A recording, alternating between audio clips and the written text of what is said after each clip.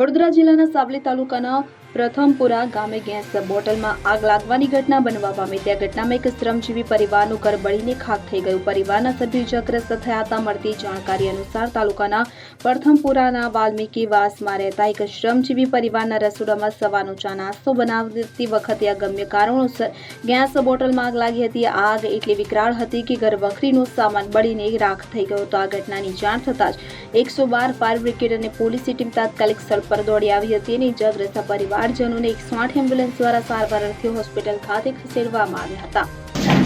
પ્રથમપુરા ગામમાં અમે રહીએ છીએ કે અમારા ઘરમાં ગેસનો બોટલ ફાટ્યો હતો, તેમાંથી અમારે ઘરનું બધું નુકસાન થયું ને અમારે બધું ઘરનું સામાન અમારું ઘરનું બધું બળી ગયું ને અમારા મમ્મી પપ્પાને પણ થોડા દજાયા અને એમ્બ્યુલન્સ બોલાવી અને ફાયર સેફ્ટીને પણ બોલાવ્યા અને ઘરનું બધું નુકસાન થયું એમને અમારે સરકારની એક જ એ છે કે અમને બધી રાહત મળી ગઈ, આર્થિક રીતે સહાય મળી ગઈ। શું નામ તમારું? સચિન પરમાર। ઇકબાલ લુહાર, સાવલી। હવે જુઓ દેશ દુનિયાની તમામ ખબરો તમારી આંગળીના ટેરવે। ઉઠાવો મોબાઈલ અને ગૂગલ પ્લે સ્ટોર પરથી ડાઉનલોડ કરો અમારી CN24 ન્યૂઝ મોબાઈલ એપ।